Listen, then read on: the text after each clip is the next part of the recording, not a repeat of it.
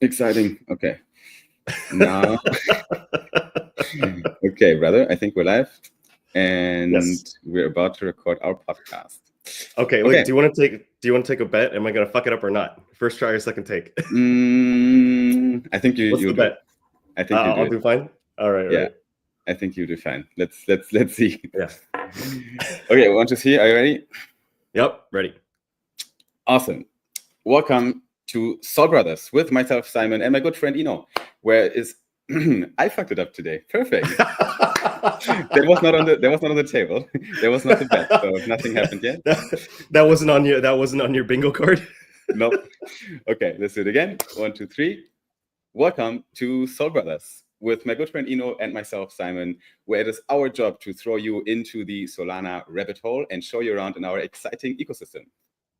Our mission is to keep you on top with the latest and greatest of the Solana ecosystem so that you never run out of fun things to talk about with the homies. Hey, Simon, how are you doing? Your hair looks extremely different. I saw a tweet yesterday. What the fuck? What's going on here? What hair? First of all, what hair? There's not a lot left. It actually grew back already, bro. It grew back since 2 days. So I have it back. It's coming. My barber told me it's going to take around 3 weeks, 4 weeks for me to have some proper hair again. I was like, okay, I'm gonna take it. But yeah, there was a reason why I did that. Do you have any guesses? Did you get the outcome? I actually do. I do have a little context. I don't know the full story though. I just know that there was two Simons talking to each other, one bald and one very much with hair. So like, what's the? I mean, can you share? Like, what was that all about? You know the Solana ID videos and sketches we sometimes post on our Twitter, right? Like the of kind of funny videos. So we've been doing this for a while. Like every week almost, we're posting a video like this. Usually it is related to some sort of product announcement or something we want to tell the community in a fun way. So the genius idea of my dear friend and co-founder Pierre was to role play Mert. And you know, Mert on Solana has no hair. So the guy is bald with beard. And I was like, okay, then we were like thinking, okay, how do we do that? How do we logistically make that happen? Like I put a fucking stocking over my head, or I get a bold mask or something. And then my genius idea was like, hey, Pierre, why don't I just shave my head? So what we did was in the morning, I went to record the Simon part of the interview. So the left side of the couch. And then in the afternoon, I came back after the barber with no hair and I recorded the Mert side of the interview. And now we're going to cut it together so that it looks like Mert is interviewing Simon, but both are played by myself. Genius. So basically this video is going to go out next week. You'll see it next week, probably on our Solana ID account. And it might be very funny.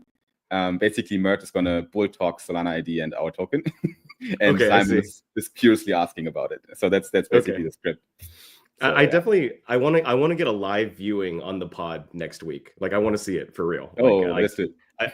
I mean, I'll see it beforehand, or maybe it's better just to get my my real time reaction. But exactly, that's actually real time reaction. So that was Pierre's idea. Yeah, I mean, Pierre is always the guy who's writing the scripts and he's coming up with the video ideas. He did that actually before crypto. Like my co-founder, before he entered crypto, he did performance marketing, and he also did a lot of video advertisements for Web2 companies, where he had to write viral scripts for social media, for Instagram, Facebook, and TikTok. So he knows how to catch attention with videos and what a good script looks like. Here's the thing. In crypto, on Twitter, we don't do that. Like almost no one does the kind of TikTok, Instagram viral video content, which is stupid because honestly, it is human psychology. It works. There is a good hook. There's a bridge into the actual topic of the video. Then you get to the point, and then there's a call to action at the end. It's always the same. 30 seconds, 60 seconds max. That's how it goes. But yeah, next week we're gonna see how that turns out. This video. You know, I you know, we touched on this before on a separate talk, but it just baffles my mind. I almost feel like there's a cultural resistance on Twitter to TikTok-esque or I got a little distracted. Do we have people that are on this stream? Of course we have people, yeah. So cool thing is here. HNRCH is here. So we have some people writing comments. Okay. So if you're in here, give us a GM. Let us know you're in the stream. This is actually the first time it's experimental. It's the first time we're doing a live stream while we record our podcast. So everyone who's tuning in here in the live stream is literally backstage listening in. But this is going to go out as a podcast on our Soul Brothers YouTube and on Spotify and Apple. Just keep that in mind, guys. But yeah, all right. Well, live. Okay, that distracted me a little bit because I saw this big ass kind of like, hey, let's fucking go. I was like, oh shit, hey, what's up, brother? But yeah, no, I almost feel like there's this kind of cultural resistance on Twitter to TikTok or Instagram-esque content. And I don't know if it just seems like uncool or what exactly the issue is, but it works, with the masses. Works, yeah. And so why wouldn't it work on Twitter as well? I mean, like I could see it not working on Blue Sky or Truth Social, but yeah, but no, that's kind of interesting. Yeah, especially Twitter. We're degens. We're stupid. Like we're like the TikTok audience with a little bit more brain cells. That's how I would describe the Twitter. The Twitter's like TikTok with a little bit more opinionated content, and but we're just there to entertain ourselves, and that's we're going to jump into this now in the stream as well, like always in our podcast. We're just going to talk about the things that are on people's mind. And that we want to dissect a little bit, right? That's what we do here. So where shall we start? Should I give a quick overview of markets and where we're at right now in terms of prices? Because I think we got to go for the traditional setup. We got to tell me about the price action today. Fucking historic, right? Historic day. Yep, it is. Let's check out real quick what the Bitcoin chart is doing right here. Do you see my screen, sir? Yes, sir. Awesome. So. Yeah, guys, let's first take a look at the clean chart and look what's happening here. So we are obviously going higher and higher. It all started on the 5th of November when the future president Trump got elected, and we got a slightly spike over there up to the 75K. And then people were like, okay, what's going to happen next? Is this already the bull market that's going to kick off? Is this the banana zone? You remember our last podcast that we're entering. Yeah. So I think this happened next. So we crushed through the 90K. We entered this region, and since beginning the second week of November, we're going sideways between like 90K and 100K, and we haven't really crossed the 100. But it happened right now. Last night it happened when I was waking up today in the morning. I looked at my phone and I saw $101,000 per one Bitcoin. Now we're already at 102. So it looks very bullish to me still, especially in the longer charts. Like if we go in the 4 hour or even in the daily, we see some good God candles here that are just big daily candles. And I think if we look at the analysis a little bit deeper, we're right now in a big resistance zone. I think there's going to be some liquidity that can be grabbed between the $105,000 and $107,000 of Bitcoin. So I expect the price to maybe push a bit higher before a potential retrace might happen as well. But obviously in these regions right now where we're at, retracements are scarce because the price can always go higher. So let's see what happens when the US market opens today, because those guys have been asleep when we crossed the 100K. I think it was Asia basically that made that happen. So let's see what happens when US wakes up and is able to trade those numbers. Excited to see. What do you think? Is you're literally here when it happened? You've been in the trenches when Bitcoin crossed 100K. It's a historical moment. Yeah, no, one of our buddies, the co-founder of Wintermute, Yoan, he got 2 Bitcoin cakes like made today. That's amazing. And both of the cakes say like 100K. So I mean, it really is a historic moment. I remember the first time I heard about Bitcoin, it was $20, and I'm kicking. Oh, well, first of all, that was back when the only exchanges were like I've never learned how to pronounce this exchange, but Mt. Gox, the Japanese exchange. So that was the only exchange I was aware of, and so like even if I had bought Bitcoin, I would have gotten rugged. But yeah, no, it's just I'm very excited for all the Bitcoiners. We don't always agree. We don't always see eye to eye. But obviously, Bitcoin is the rising tide that raises all ships. So we should all just be grateful for Bitcoin's price movement post Trump's election. Eno, why don't you say that you have a special guest today? Is that Yes, it is. We do have a special guest today. It is the murderization of Yep, it happened. I murtified myself. You would be a billionaire if you bought Bitcoin on Mt. Gox. GM, so how's it going, So brother? good to see you, brother. Yep, that's true. Okay. That's true. If you bought it and you hold it, that's the big difference. But yeah, I would not have held. I want to be very clear about that. No, if I as soon as Bitcoin, if I had bought it at $20, and like Bitcoin got to even like $1,000, I probably would have sold. Like I'm being honest about it.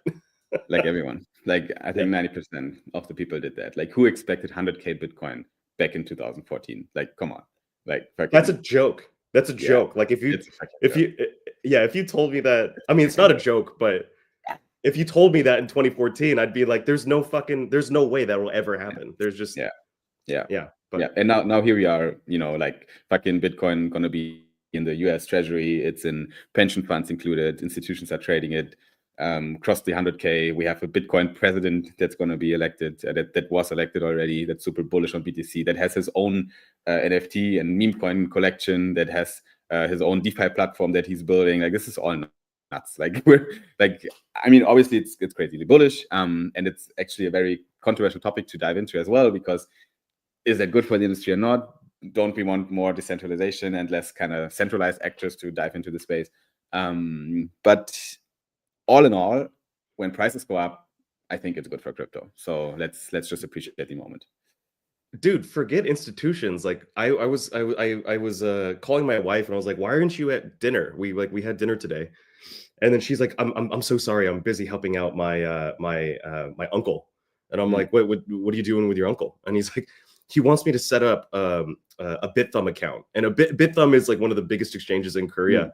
And I'm like, why does he want you to help him set up because he doesn't know how to do the KYC, right? He's too old. He's like in his 70s. And I'm like, why is he having you set up a BitThumb account? He's like, he wants to buy Bitcoin. I'm like, oh my God. That's amazing. The 70-year-old Korean degens are coming, guys. So and they got money. They got legit money, especially if they've been building businesses all throughout the last 50 years. They got millions of dollars that they're just sitting on cash, right? And the Korean won is kind of shit now. Wow. So if you have the opportunity to buy Bitcoin, why not? Digital gold.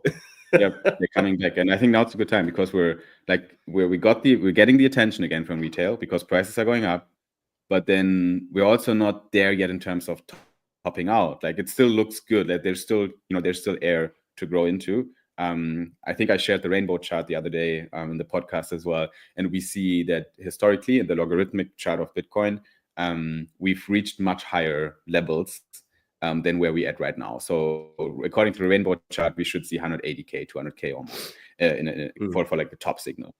So people will even now buy in and expect to get some profits, which is good because that will accelerate the price. Anyway, enough prices, enough markets. Let's talk about what's happening on Solana. Yeah, let's do it. We're starting off with Akshay's tweet, right? Do you see my screen? Does that look good? Yes, I do. I see it loud and clear. Then, maybe do you want to help us to dissect this a little bit? Because Akshay posted this. Who's Akshay, for people who might not be so familiar with the Solana ecosystem? Yeah, so Akshay is, as I understand it, he's one of the three initial founders of Super Team, right? So it's Cash Danda, it's Akshay, and Tanmay, who's a comedian based out of India, huge there. I don't think he's so much involved with Super Team anymore, but it was originally those three, as I understand it. And obviously, when they first started Super Team, that was done in collaboration with Solana Foundation.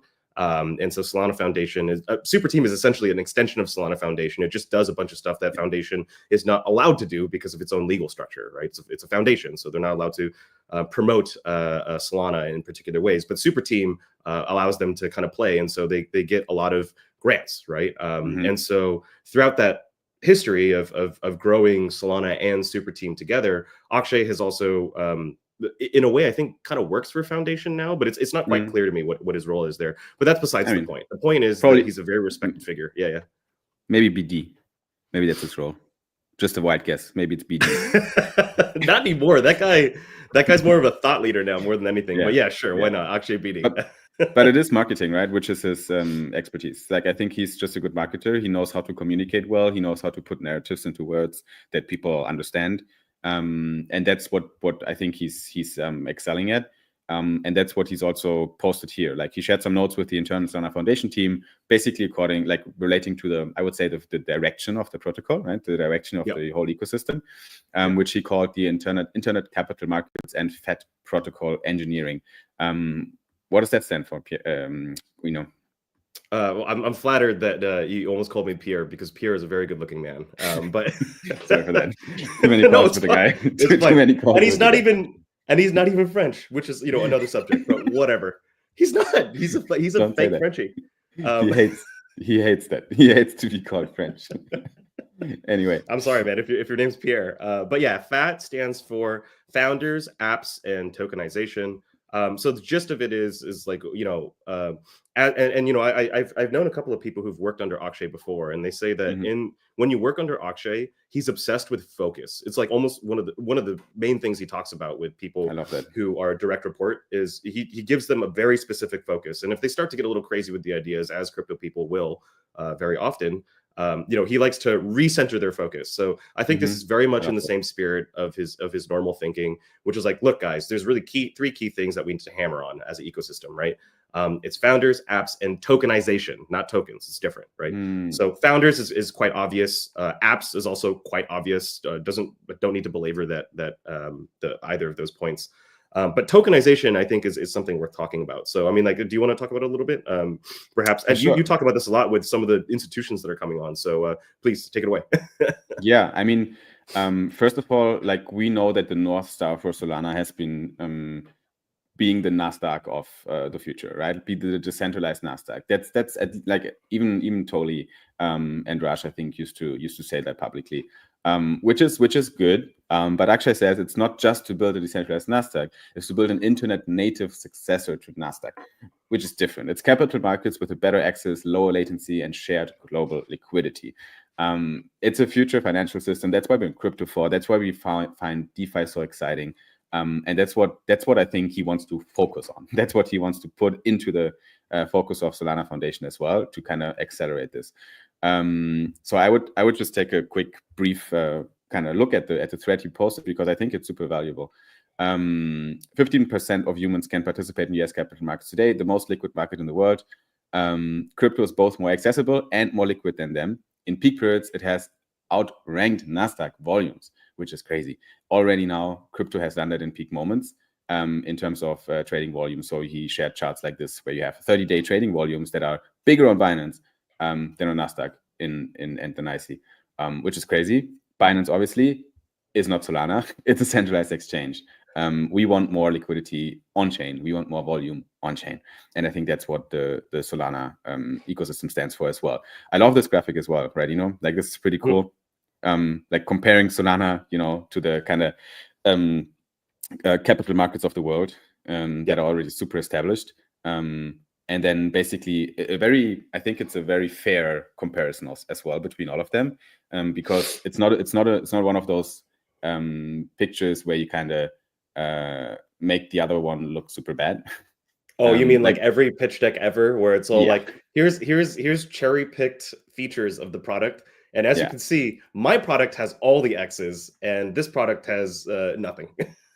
Exactly. So let's just be honest, right? Where we at today. Let's be honest, and this is very honest, right? Internet capital markets today are not there yet fully, as you see in the overall score, because especially investor protections are not there yet fully. We might see that get better and better, and I think regulation is getting better and better. It just takes a lot of time. I mean, arguably, I'd almost put investor protections at like half a star, to be honest. Yeah, with you. Like, there's none really. Yeah, there's really none. Like compared to equity markets, not really.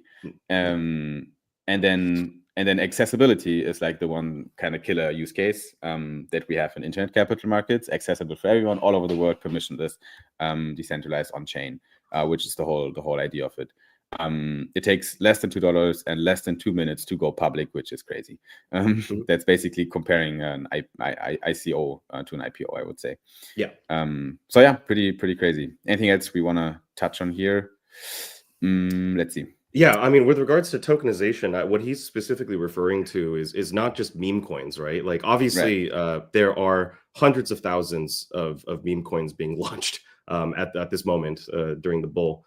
But what we need to see is true tokenization of all asset classes, right? So this would include real estate. It might even involve your car, right? Like imagine being able to buy the deed to a car or like a registration to a car on chain, right? There are all sorts of, we talk about them incessantly, especially if you go to the conferences. People are always fucking barking about RWAs. But as much as it is a meme, it also is reality, or at least a reality that we're trying to build. And it needs to. So currently, what we have is the pure, unfiltered, raw cocaine energy of meme coin markets, which is fine and great and fun and provides all the yields for more serious DeFi. But also, like going forward in the future, like we need to be launching more tokens that are not just based on pure raw attention, but actually have something collateralizing them. For example, a car or a house or gold or GPUs, like whatever the hell it is that you can tokenize, you would want that on chain. Importantly, the end state is Solana is the best venue to launch an asset on the internet. Nice North Star again. I think that's what you wanna double click on. And yes, we've seen a lot of tokens being launched on Solana. And memes have outsized the mindshare, obviously. But then I think this is another paragraph that I really like. He just wants to highlight that memes are not the only thing that's going up. Treasury doubled to 134 million. Stables went up 120% to 4 billion. And 4.2 thousand physical assets went on chain. And 190 million digital collectibles from Drip House and Helium's 1 million hotspots are just a few examples of just numbers that are skyrocketing throughout the ecosystem, besides meme coins. Yep. Cool. All right. So anyways, I think that's great. Everyone can check that out. Actually, BD on Twitter, and then the post will be on his Twitter page, and you can access it in the pinned section for everyone who wants to do a bit of a deep dive on that. Absolutely. Love anything that Akshay writes. And next, we're going to talk about kind of what is going on here, says Solana ID. I don't know if that's Pierre or not. How you doing there, Pierre? could be anyone, but what's going on here is that we're live streaming the SOLBROTHERS Podcast. That's what's going on. Yes. I think we're going to talk about the general vibe in Solana. The last that we recorded, it was very jubilant. It's so interesting to have these semi-weekly conversations with you because they feel like time capsules of the energy of the moment, and it's very easy with, kind of recency bias to kind of forget, even just last week, what the vibes felt like. And there certainly has been a shift in tone over the last week. But with Bitcoin hitting an all-time high, maybe the vibes will return. I mean, I wouldn't say that we're down and out, but there is a vibe shift. So you want to talk about this tweet from Gum? Yeah, let's do that. Let's pull it up as well. And let me share that real quick here as well, so we can go through it. All right, let's just pick this setup here and look at it. Insane. In November, for every $10 traded in all crypto, $3.52 were traded on Solana. Just put that in mind. For reference, $1.88 for Ethereum and $4.36 for Ethereum, and all is L2s. So that means like we have a huge share of the total kind of trading volume for the crypto markets. Solid third. It's a third. Yeah, it's more than a third. That's crazy. And I think that's just crazily bullish for Solana because so much is happening. What's the reason here, for the big kind of trading volume we see on Solana? I think it's memes, right? For now. Obviously, right. And I think Pump.Fun is obviously leading. I mean, they have to be leading most of that volume or something. Like I couldn't imagine what else it would be. It has to be Pump.Fun. Yeah. True. Yeah, no, that's crazy, but I think it's just things like this are good to keep in mind sometimes when doing your research and your kind of thinking on buying assets like Sol. Just look at what direction is the market going, and I think if 1/3 of the total crypto trading is happening on that ecosystem, it's a signal, right? It's a signal for adoption. It's a signal for use cases, and it's a signal for potential value accrual on the main asset of the chain, which is Solana. But no financial advice. Yeah. Yep. This next topic is, I think, a little sensitive. So we will treat this delicately. Yep. I mean, I quite frankly feel very uncomfortable talking about this as an American, just because because I grew up with the full cultural context of it, and I don't want to belabor it too much. Should I feel uncomfortable as a German as well? Probably. But honestly, I'm above this stuff. Like I feel like without, I don't want to, put my nose up, but it's just like, I mean, I understand. Okay, let's first tell people what we're talking about. We're talking about the N-word that Meow used in a post that he made, right? Which appeared to be disrespectful to a lot of people, and arguably was not something I would do on Twitter personally, right? I would never write the N-word in a public post, especially not if I have 700,000 followers. So that's just because you don't want that shitstorm anyway. So I'm pretty sure that he kind of regret doing it. But I also know that crypto Twitter obviously blows up things a lot all the time.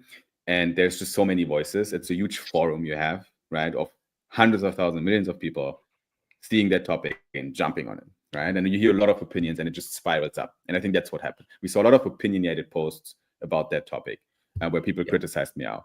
One comment I want to make on it is to put things in perspective. As always, right?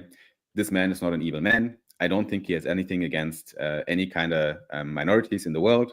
I met Meow multiple times. Eno is probably even closer with Meow. And I think he's a very sensible, kind human being, right? That does a lot of good things for the world. For example, building a future DeFi protocol or a DeFi protocol that has big time potential to transform the future of finance. And he made a lot of people happy with the JUP token, with everything that Jupiter stands for. So yeah, it outweighs the good, outweighs the bad a lot here. And I think that's all I want to say to the topic, because I don't even want to emphasize it much more than it has been already done on Twitter. Yeah, I guess, this is a topic that I want to be very clear here.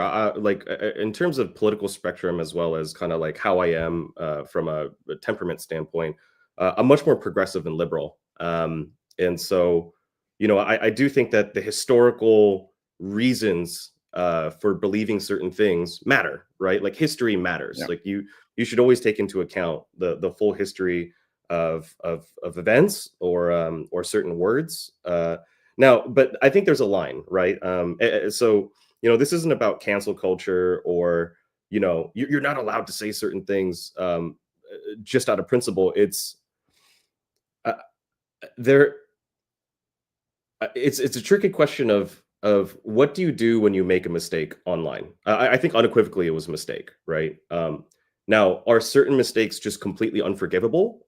Is there, and especially if you take into account intention, right? Because I think intention matters a lot. That's where you and I think, have more color than most people, is that we know Meow to be a very decent human being. But at the same time, like if you don't know Meow and you have no relationship with him, and you're Black, specifically a Black American, and you see a tweet like that, I mean, how would that make you feel? Honestly, right? Like, it would make you feel horrible. It would make you feel like shit, right? So I understand that as well. Like that cannot be discounted. So it's just a matter of like I've never been able to square away in my mind like which crimes are truly unforgivable. So for example, like Harvey Weinstein, or like just like a pattern of sexual abuse, versus like what's the path to redemption for someone who commits a very serious gaffe online, right? And it is, in my mind, this is a gaffe, right? It's a verbal slip up, and it was very bad, right? So is there a path to redemption for this? I don't know. And then you have this other camp of people, and these are the people I dislike the most, who are just like, it doesn't matter, it's just words, freedom of speech. It's like that's taking the side of just like pure ignorance, right? Like I refuse to learn why people would be upset about something like this. And so like my response is going to be, middle fingers up and fuck you, essentially, right? Which is just, I think, the ignorant and dumb position. And that's not the position that Meow took, in my understanding. I think he very much tried to walk it back as much as he could in that situation, and did apologize and tried to speak to as many community members who were clearly upset about it. Yeah. So it's a public figure. right? He has a lot of reach. So we'll move on from that. Meow, love you very much. But don't do that again, please. Exactly. Yeah, it's a net negative for everyone, including himself. Right? Yeah. So, and it's just wrong, but moving on, everybody makes mistakes. XRP blow. Holy shit, right? My first crypto purchase wasn't even Bitcoin. It was XRP. What a moron, right? I can't believe. And then when I got into Solana, I sold it all, for Sol. And then which was the better bet, by the way, for various reasons. But still, it's like I'm like, God damn it. Like I held XRP for years. And I bought my XRP before stablecoins were a thing. So, using and bridges weren't really a part of the conversations because we didn't have so many L2s and competing L1s. And so like it made sense at the time to have this kind of volatile bridge token that was the original thesis, right? It was a bridge token that you would use to exchange values. And beautiful tweet that I saw the other day, which was like, investor number 1, buy XRP. Investor number 2, why? Investor number 1 is you can invest in Swift. Investor number 2, do you know what Swift is? Investor number 1, no. But yeah, I mean, technically, it's. Do you know if XRP even does the bridge thesis anymore, or like what exactly is XRP now? XRP is just trying to collaborate with as many institutional players and governments as possible to push crypto adoption into institutions and just facilitate payments mainly between banks and counterparties and so on. So I think that's essentially what they do still, and what they've been standing for a while. XRP has been kind of just punched down a lot from regulators.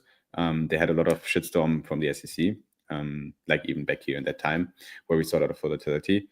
And now that the SEC seems to transform itself a little bit, and our dear friend Gary Gensler is going into his pension or whatever he's doing, I don't care. But at least we have some positive future in terms of regulation, and I think that just accelerated XRP a lot. And when I say a lot, I mean a lot. Like, look at this fucking candle. Like, I don't even know what happened here. Like for an asset like this. Like, what is this weekly candle? Like, what is it? What, like, it makes no sense. It's not like it's literally, it's just Ripple. Like, and it already had a huge market cap down here. It was always in the top 10, I would say, of the in terms of market cap. So it is a big fucking token. Like, they raised millions, if not a billion or something. No, it was over a billion. Yeah, over a billion. So they have money. That's why all this phase here, since like 1, 2, 3, 4 years, they don't give a shit. They still kept doing things because they don't rely on the price going up. But this here now just obviously made people very aware of the project again. So you saw Ripple trending on Twitter, you saw it in Google Trends going up, you saw people talking about it, because how can you not if this happens? It's like a 500% almost increase within like a month.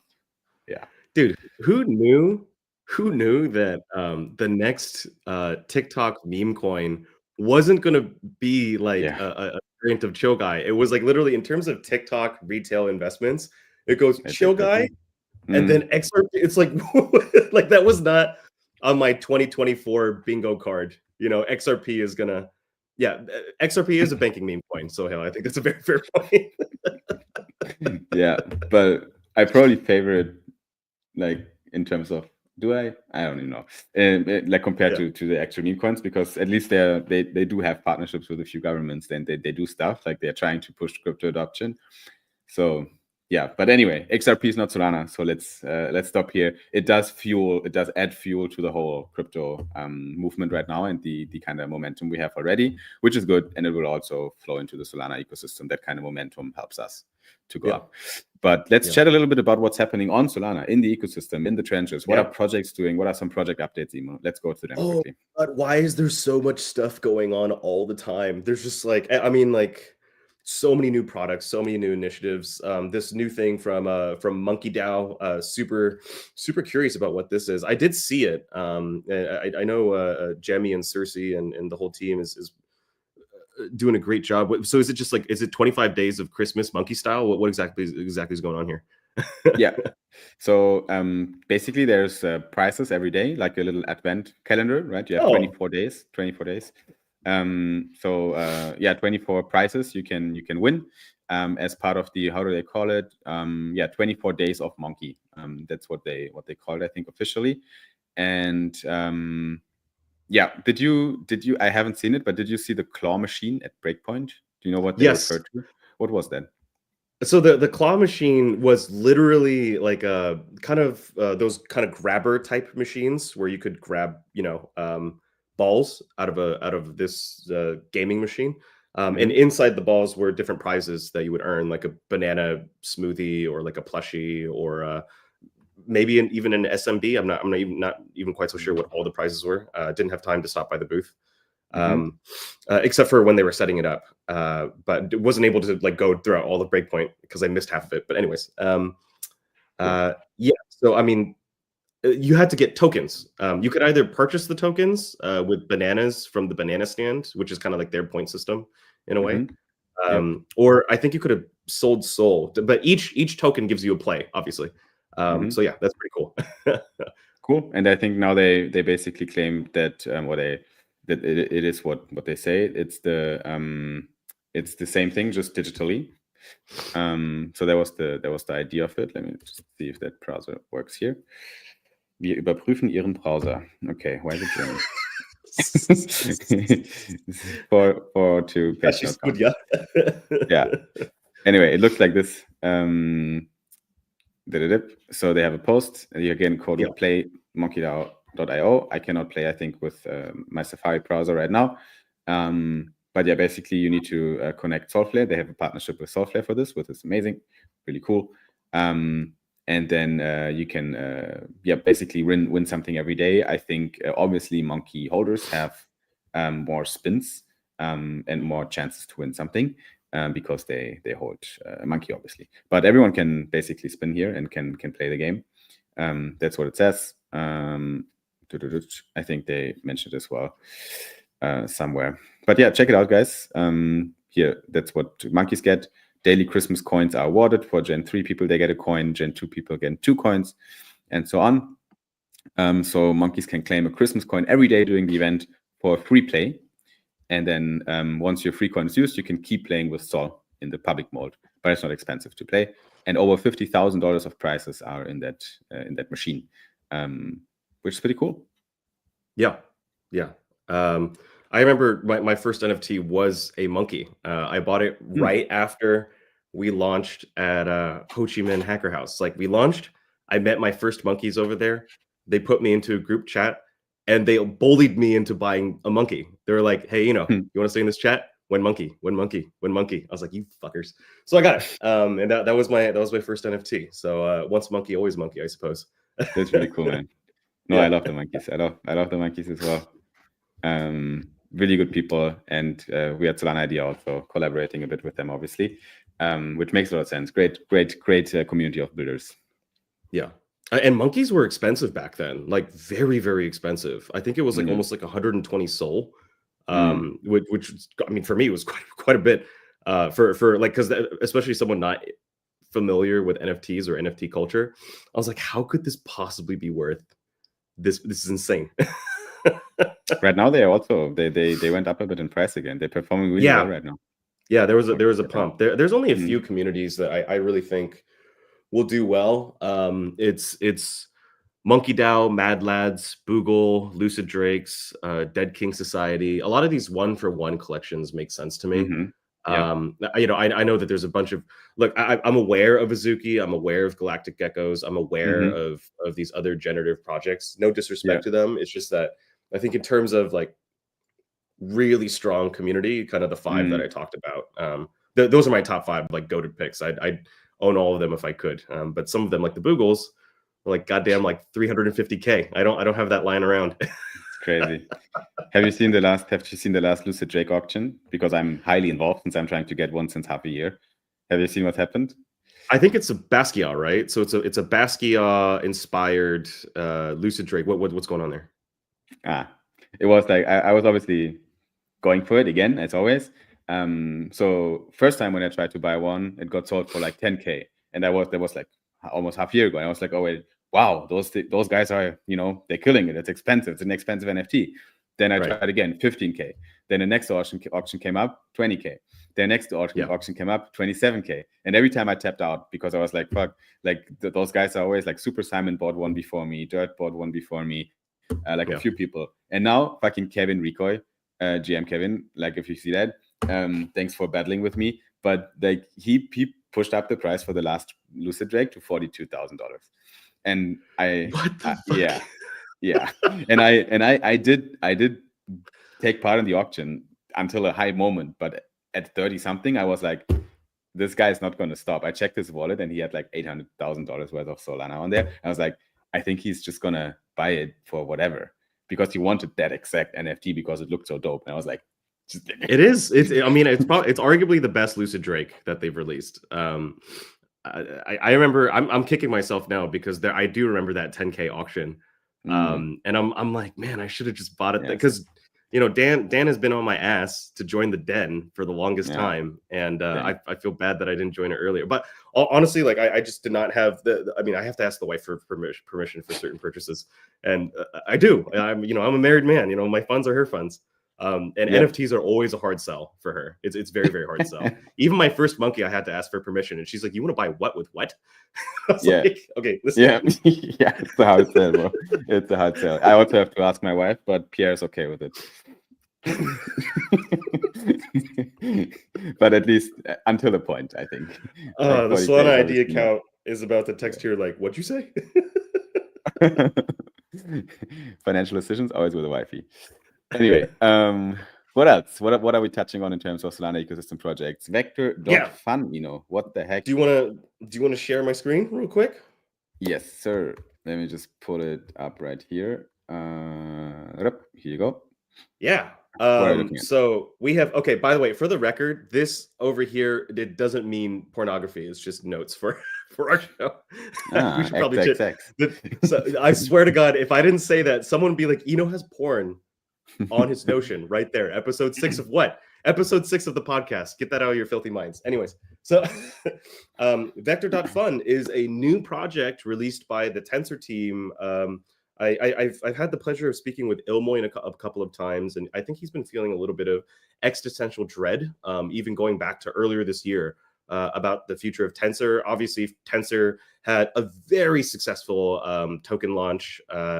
They launched it with the Meteora DLMM at that time. I just remember that it was so striking because they were, I think, one of the first teams, even before Drift, to use kind of like Meteora/Jupiter's infrastructure to launch their token. I hadn't seen that, but I mean, I did see it on LFG. I just hadn't seen it without the LFG component. It was just like purely just the tech itself. That was a very successful airdrop. I think a lot of happy customers there. Obviously, probably the volume for NFT trading has gone down. And so naturally, what would you do if you're a team of cracked engineers and you're looking towards the future? Well, the current speculative asset now is meme coins. And so Vector.fun, as I understand it, is a meme coin trading experience that you do with your friends. So I don't have an access code yet. I will have to bug some of my friends for an access code. It is live on both the Apple and Google Play stores. And again, my understanding is that, yes, ape memes with friends. So it's essentially copy trading with your friends, maybe even trading by committee. I love the visuals for Vector. Like this kind of blue aesthetic is, and also a lot of the graphics are like photos of like soldiers in the trenches. It's just perfect. I mean, Ilya and the team did such a great job with Vector. I'm super excited to use this and try this. Yeah, no, same, 100%. I think it's also a good time right now after Pump.fun got a lot of hate for good reason to come up with an alternative solution and to kind of worthy competitor. So I think Vector.fun definitely has that potential, especially with the backing from Tensor. That's huge. I did not know that they were launched on Base. That is something I did not know. That's me neither.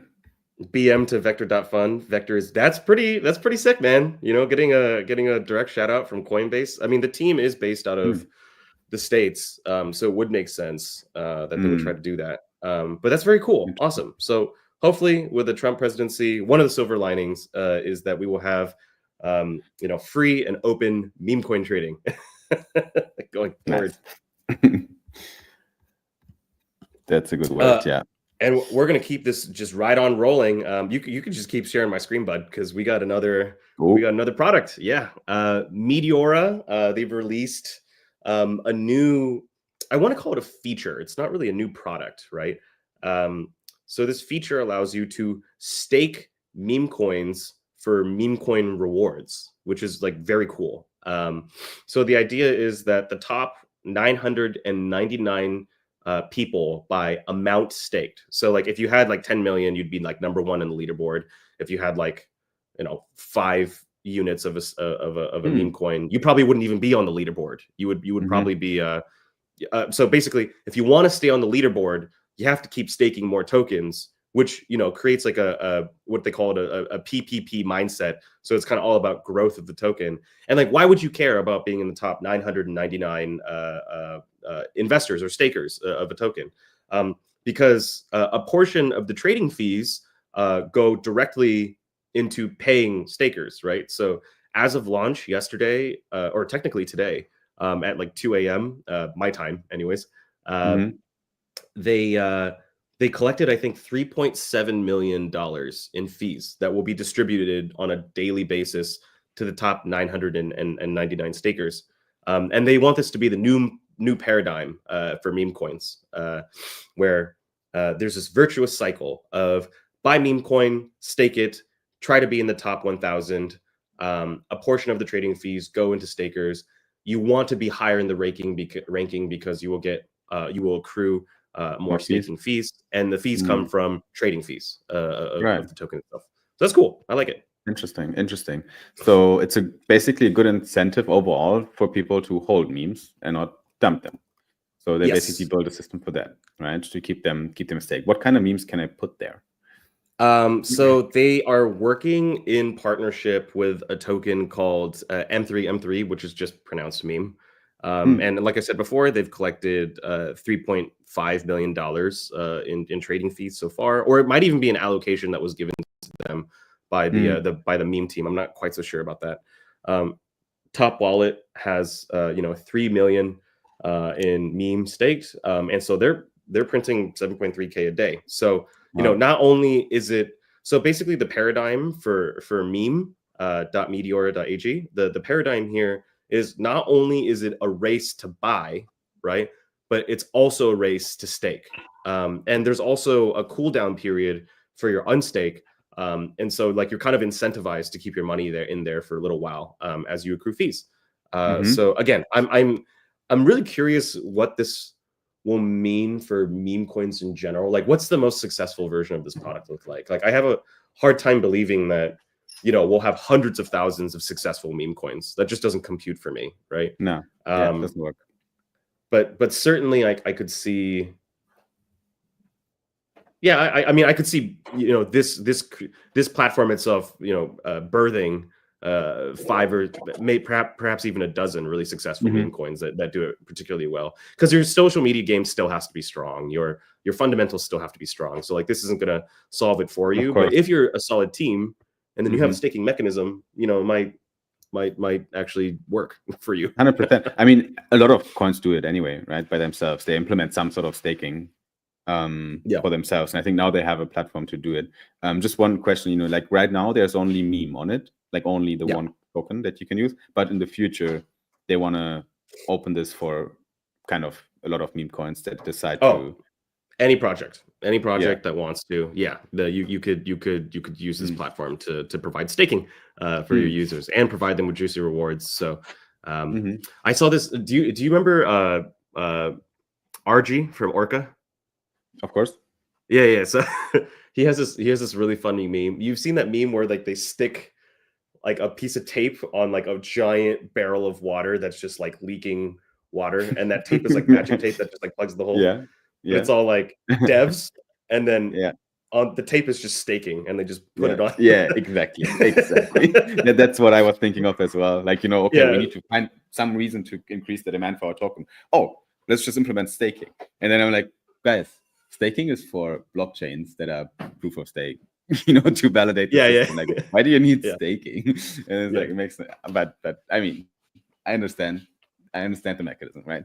I mean, but it's this how is you cool. reduce sell pressure. So I mean, theoretically, it works for Yeah, sure. and this is cool. This is new. I love that again. I want to see more innovation again Yeah. in crypto and DeFi right now, because I felt like we're, like DeFi summer was crazy, but it's been 4 years and there was so much new stuff coming out all the time. People were just tinkering, experimenting, falling down, standing up again, pivoting.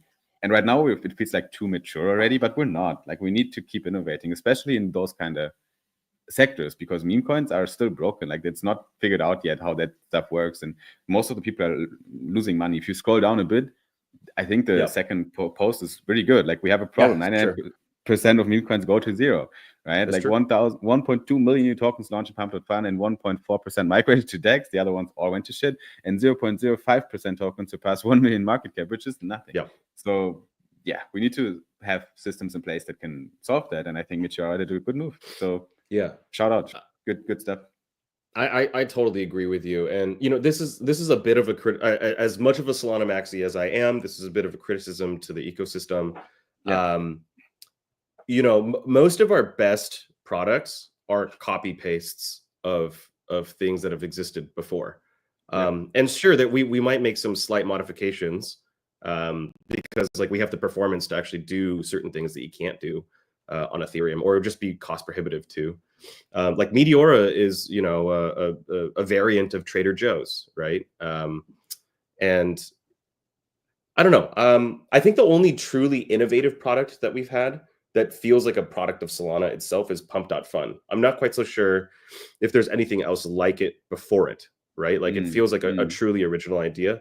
And by the way, there's no shame in taking, like, let's say GMX style perps and then turning it into but doing it for Solana. So now it's called Jupiter perps, right? But like the underlying architecture and logic of it is GMX style perps. I do wish there was a little bit more original DeFi plays. Innovation. Yeah. And I'll give credit where credit is due. I mean, most of it comes from Ethereum, so that that is what it is. But I hope that someday they will see the light and start developing here. I mean, it is happening, right? Like, we do have great projects and teams pushing for new things. But I think Meteora is a good example. So that was pretty cool. Cool. What next? What do you want to double click on, sir? Oh man, so many things. Do we skip this one, DZ? Yeah, let's skip at least one of these, just so we keep the hour mark ish. We'll skip number 4 and 5. We'll go straight into cool. Actually maybe Mudang. Let's go into Mudang. Let's do that first. All right. That part for the live viewers there, this part is getting cut. Yep, you're literally behind the scenes. But Mudang was listed on Coinbase. Mudang was a meme coin that came probably like 1.5 months ago ish. I don't even know anymore the exact date it was, but it feels like it was around that time.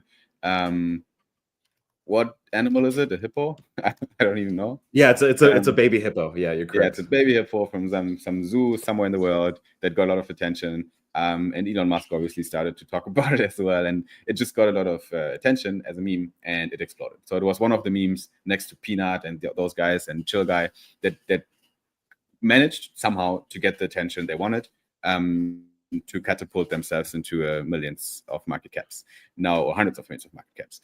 Now, lastly, Coinbase launched it or listed it on their exchange, and what happened next? The price exploded.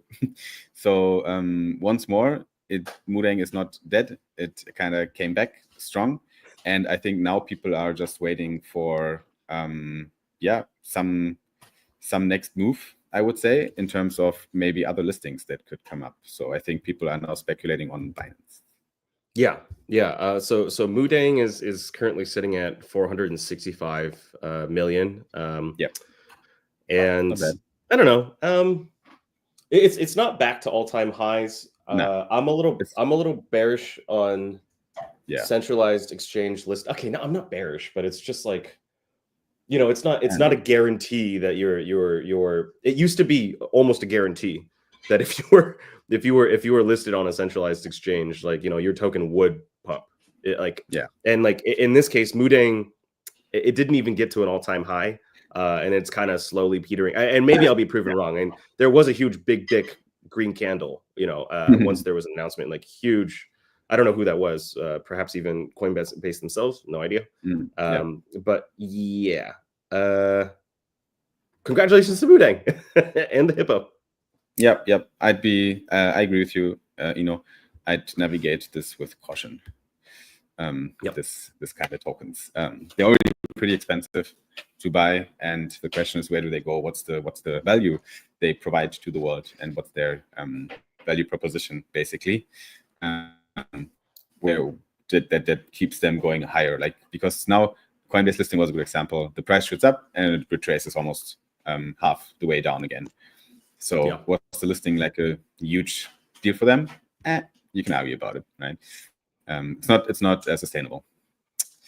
Anyway, we have a big topic on the agenda, last but not least, which is a personal thing for you, very personal, I would say, because it is your baby. What happened with ISC, and what did we see there on Richard's, your co-founder's, Twitter timeline the other day? It was yesterday, actually. Yeah. If you're watching this podcast, and you probably already know, because you're either a friend of ours or you've read that tweet. So currently I work at Ranger. No, just kidding. I was like, what? Yeah. How do you think I got this t-shirt? I work for Ranger now. Right. No, I love Fatu. Fatu's great. But nice. So what's very strange about so here's the tagline, the newspaper headline. ISC will no longer be actively promoted. And that is the accurate description. ISC will no longer be actively promoted. The core team is pivoting to a project called FX Swap, which is Forex on chain. I won't go into that because that's not really what's important here. And the reason why the core team is pivoting from ISC full-time promotion to FX Swap full-time development and promotion is because we won the payments track for the Radar Hackathon, which was a huge thing for us. We actually got a lot of inbound interest from investors. We also got an offer to join the Radar, the Coliseum incubator. So we had I can't disclose numbers, but like we had money on the table that we could have taken. And there are a lot of reasons why we decided to stop actively promoting ISC. But I think the biggest one is mostly just comes down to money and traction, right? Like no matter how you slice it, the traction for ISC has been abysmal. Like obviously we've seen lots of traction with the point system, but it's not enough to justify burning another $1 million in investor cash. Like I don't have confidence that if we threw in another $1 million, that we would make the type of headway that we would need to for ISC. Whereas the play for FX Swap is so much more obvious, right? And if FX Swap does well, ISC will also do well for reasons that I also won't go into. So actually the better thing to do is to focus on FX Swap full time, and then ISC. The core team might pick up ISC. I keep saying core team because I'm no longer a part of the core team. That is also a news, to share with people. I think that shocks a lot of people. Because I feel like a free market agent, It's crazy, man. But I respect that a lot, by the way, and I think you guys did a very bold decision yourself as well, because I think other founders might have done something else. They might have done, I don't give up. Like that. There's this kind of mentality, this founder mentality of being so stubborn that you don't want to let go, right? Of something that you should let go. And you guys are not, like, IC is not dead, right? Like the token is there, everything is existing, and I can still hold it, I can still buy it. But you guys just stop putting money and effort in promoting it and focus on something that provides a bit more potential, right? Which is a smart move, a bold move, but a smart move. So I just wanted to give you guys all a shout out for the decision. Yeah, honestly, I might rejoin. Hey, Spud is here. What's up, buddy? But honestly, I might rejoin ISC again if they were to refocus on it. Do you know what I mean? Right. So it's kind of like ISC, well, most of my, I mean, maybe I shouldn't disclose this, but most of my on-chain assets are in ISC. ISC is going to continue to be fully collateralized, pegged. So that's not the issue, right? It's just like, are we going to burn more cash into the marketing? Are we going to burn more cash into incentives? Are we going to burn more cash on developing platforms for ISC? Are we going to burn more cash, onto integrations? I mean, it's just kind of like, no, we're not going to do that anymore. And again, my reasons for not joining FX Swap are also equally complex. But the short of it is that I really fell in love with stablecoins, and that's something that I want to continue to do. I don't know in what capacity. I'm not that interested in a DEX, even though I am very bullish on it, like extremely bullish. But it's just so outside of the scope of what I originally wanted to do. And I might even come back to Richard in a couple of months, like begging, like, hey, can I work on FX? It's very possible, but right now I've decided to give myself a break.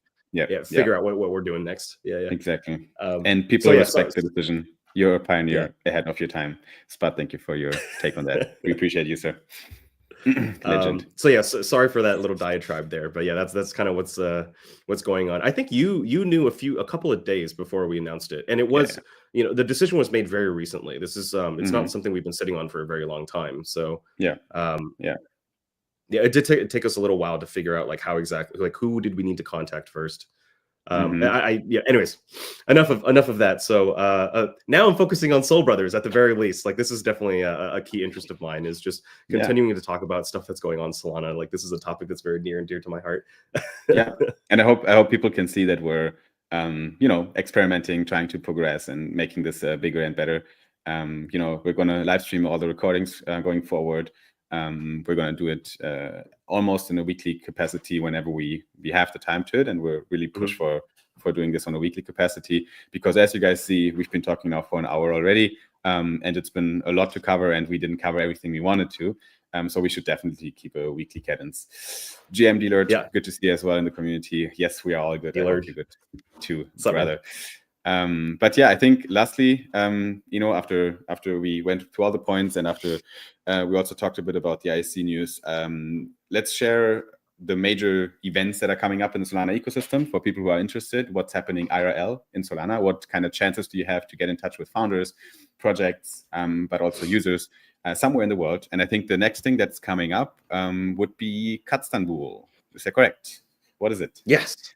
So we'll keep this very short and sweet, but for people who need to know, Katztanbul is a event it's a conference that's all about Jupiter, funded by the Jupiter team. They have I don't know the exact numbers. I'm just ballparking off of some stuff that Soju told me. I think he told me that they have like $1 million set aside for subsidies, which is insane. So they're subsidizing up to $2,000 per person to go fly to Istanbul, and get accommodation. That's really cool. So like obviously priority goes to people who have been supporting the Jupiter mission all this time, active in Discord, providing feedback to the team. But it's they truly, I've never seen a team do this before. This is literally insane. I don't actually, now that I think about it, I don't think the full $1 million is just for subsidies. It has to be for the conference, but a portion of that is for subsidies, is my point. And I've already seen some people on the timeline get their emails for the subsidies. So it's just an incredibly kind thing to do, which again, I think gels with our understanding of who Meow and the Jupiter team is. They're incredibly generous. They want people who have never been able to go, because again, we talked about this before. We take it for granted, I think, sometimes that like we're able to go to all these go to these conferences. We're privileged. But they're truly people who have never been to one, and so this would change their life in a very meaningful way. So I'm very excited for this. Katztanbul is going to be in 50 days, 5 hours, 10 minutes, and 25 seconds. That's pretty accurate. So for everyone who wants to apply and go there, I think katztanbul.fun would be the right venue to head over. And then I think, is there an application form that you can submit, or how does it work? Yeah, there are two applications forms. So one is a Luma. So you would have to go dig this up on Twitter. So one is going to be a Luma where you apply. And I think you actually have to provide a refundable deposit of 99 USDC.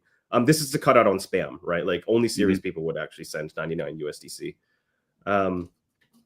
And then the second way that you can apply is through the subsidy, which is the Airtable. So what I would do is I mean, literally what I did is I just went on Twitter and I searched for cat stem bowl, and then I was able to find the link. So Nice. for anyone who's interested, go look over there on Twitter. You'll find it. You'll be fine. Perfect.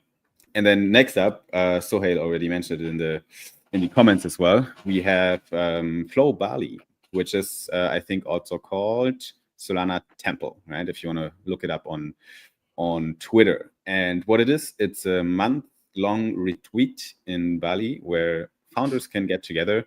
Actually, the team is trying to assemble around 50 teams, 50.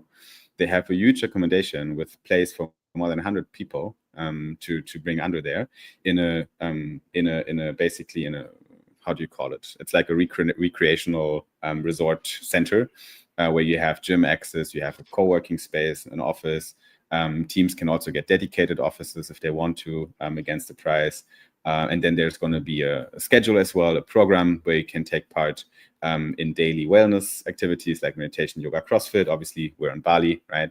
It's like this is what people on Bali do, I think.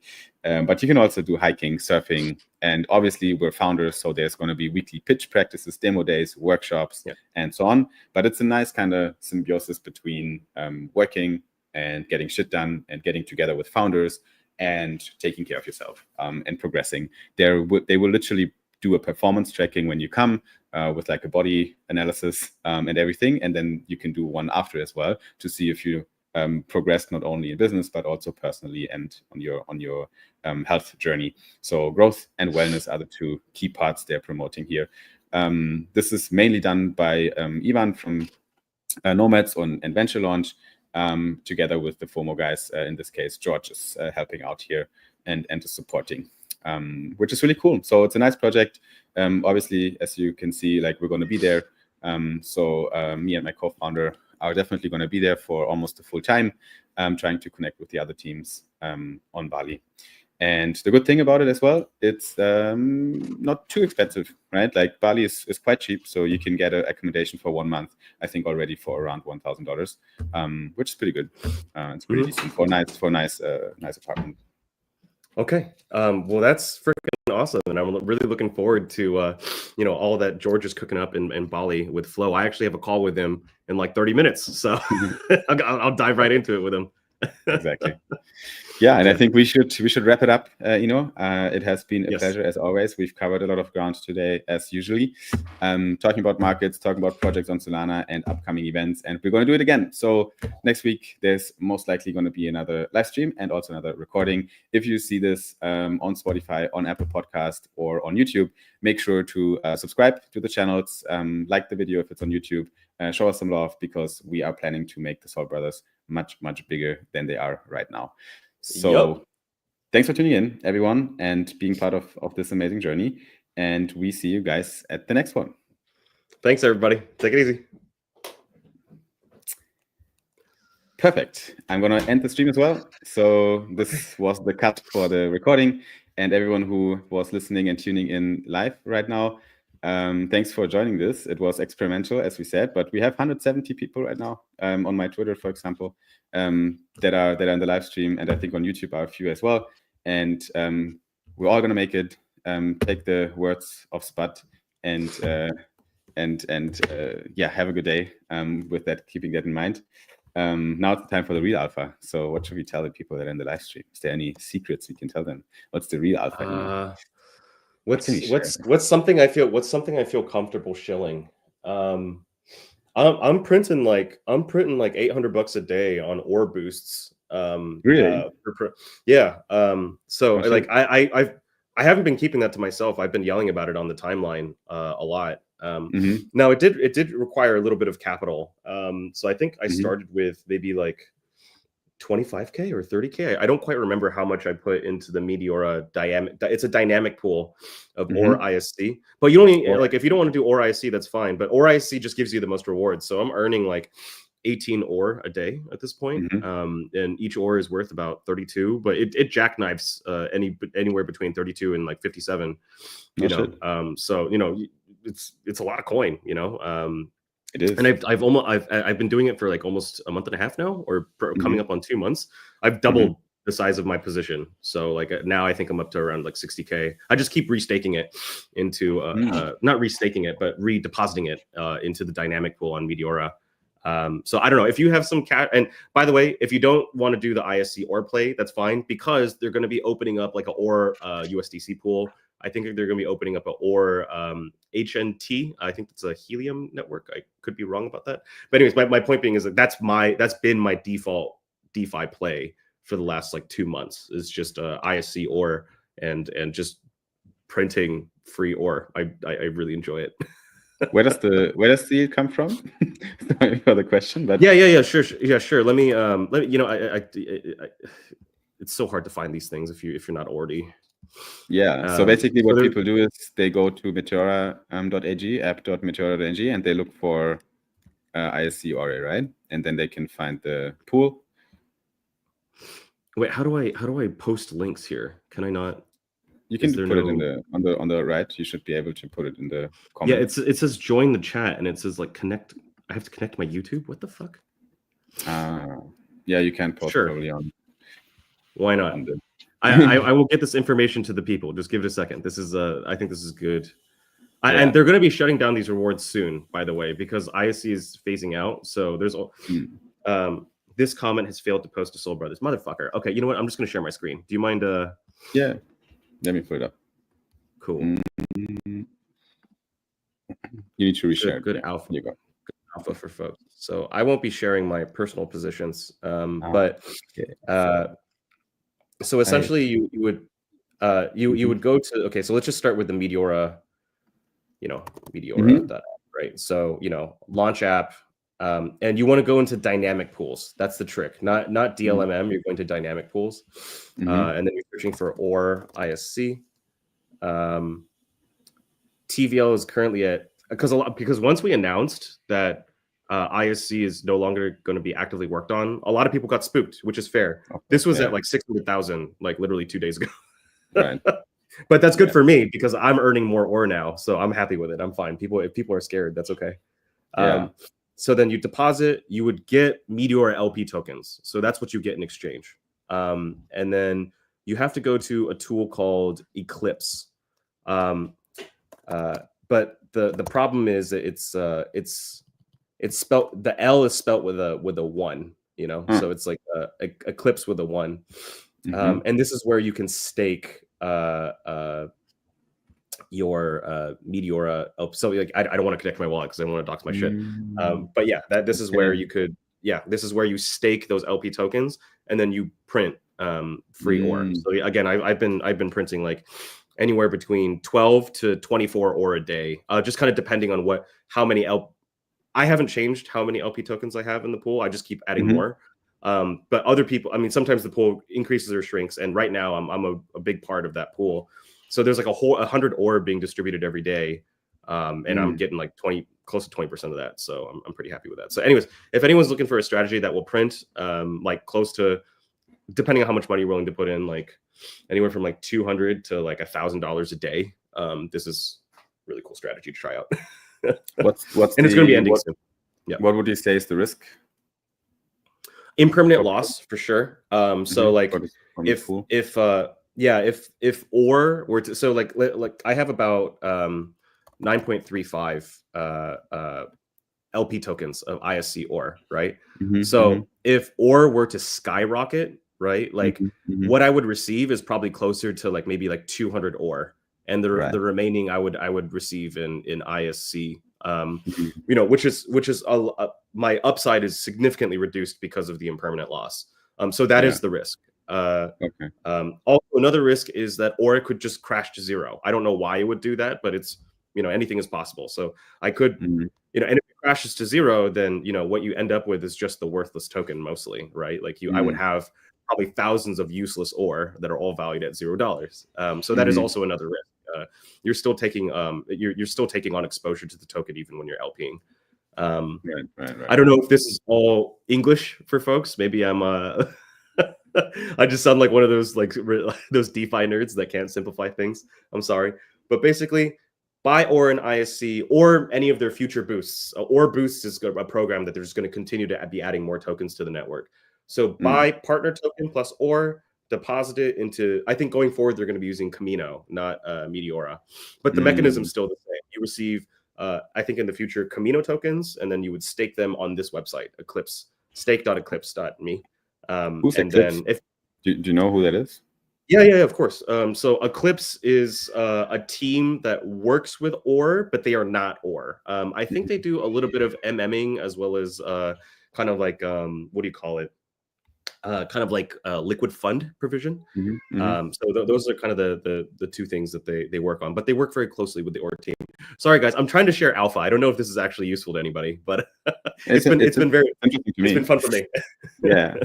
Just one thing I want to mention is if I type in ISC and Aura on Meteora pools, I don't find the exact pool. I think I find a pool which has a TVL of 13 cents.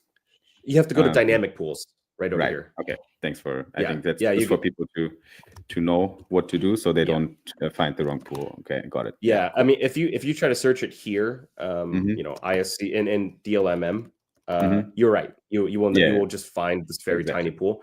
So that's why you got to take this search term and then move it to dynamic pools. I think, you know, Meteor has to redesign this in my view. It just confuses too many dang people. Yeah. Got it. So yeah, cool. Yep. Alrighty, no.